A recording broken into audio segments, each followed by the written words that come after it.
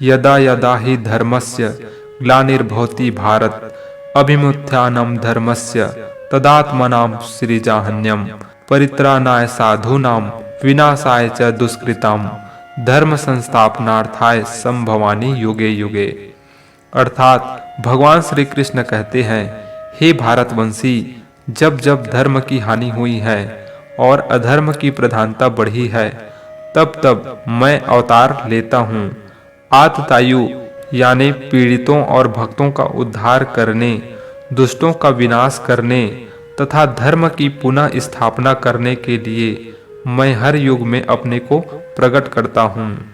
जय श्री कृष्ण। दोस्तों, आप सब जानते ही हैं कि भगवान श्री कृष्ण ने अपने प्रिय सखा अर्जुन को महाभारत युद्ध के प्रारंभ में गीता ज्ञान का उपदेश दिया, जो पूरे 18 अध्याय में संपन्न होती है। एक्चुअल में दोस्तों, भगवान श्री कृष्ण ने यह गीता ज्ञान अर्जुन के माध्यम से हम सब के लिए कही है। असल में भगवत गीता हम सभी को अपने लाइफ में अच्छे बुरे, सत्य असत्य, न्याय अन्याय, पाप पुण्य आदि की पहचान कर सदैव धर्म के मार्ग में चलने का उपदेश देती है। वास्तव में भगवत गीता कोई ग्रंथ नहीं, बल्कि यह तो हमारे जीवन दर्शन का किताब है, जो हमें आत्मदर्शन कराता है। अर्जुन हम सभी का प्रश्न है, तो भगवान श्री कृष्ण उस प्रश्न के उत्तर हैं। भगवत गीता हम युवाओं को क्यों जानना चाहिए? क्योंकि युवा अवस्था वह समय है जहां यह डिसाइड होता है कि पूरे जीवन काल में आप क्या बनना चाहते हो, आगे आपकी लाइफ कैसी रहेगी, आप जिंदगी को कैसे जीना चाहते हो। ये यही काल है जहां आपके आने वाले समय यानी भविष्य का बीज बोई जाती है। जिस अवस्था में भरपूर ऊर्जा, उत्साह, जोश, कुछ भी कर जाने का जुनून, वो इसी एज में होती है।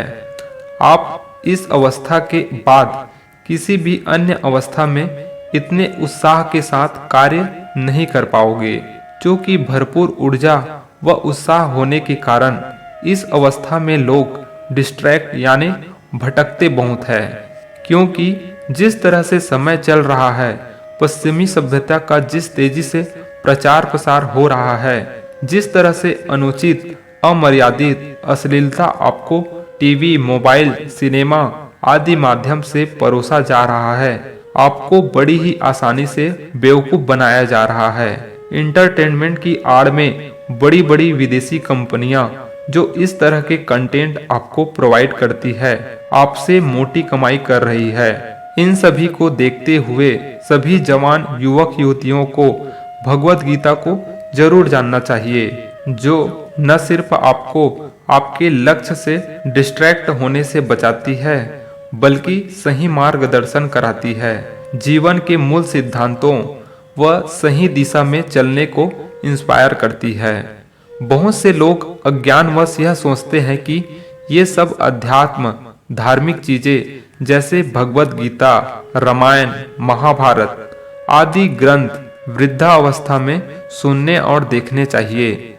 लेकिन मैं आपको यह स्पष्ट कर दूं कि इन सभी ग्रंथों से जो मिलने वाली अनमोल ज्ञान है ना, वह आप पूरे जीवन काल में किसी अन्य सोर्स या साधन से प्राप्त नहीं कर पाओगे।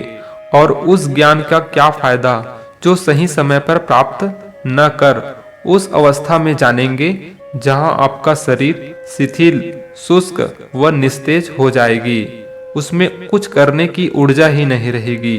भगवत गीता में भगवान श्री कृष्ण ने मनुष्य का जन्म से लेकर मृत्यु तक का बहुत ही दुर्लभ वर्णन किया है। गीता में 3 प्रकार के योग, कर्म योग, ज्ञान योग व भक्ति योग के बारे में भगवान कृष्ण ने बहुत ही सरल शब्दों में बताया है। भगवत गीता अंतर्ज्ञान यानी आत्मज्ञान का एक महत्वपूर्ण साधन है, और आप अपने बारे में जितना गहराई से जानोगे ना, जितना गहराई तक समझोगे ना, उतने ही आप अपने अंदर कृष्ण को जगाओगे। और आपका कृष्ण अगर जाग जाएगा ना, तो किसी कौरव की औकात नहीं कि आपको मंजिल तक पहुंचने से रोक सके। तो वीडियो कैसी लगी कमेंट करके जरूर बताएं। अगर आपने भगवत गीता के ऊपर पार्ट 1 वाला वीडियो नहीं देखा है तो स्क्रीन के राइट साइड में आई बटन पर क्लिक करके वीडियो देख सकते हैं। चैनल पर अगर नए हैं तो सब्सक्राइब कर लीजिए ताकि इसी तरह की इंस्पायर वीडियो आपको मिलती रहे। Thanks for watching.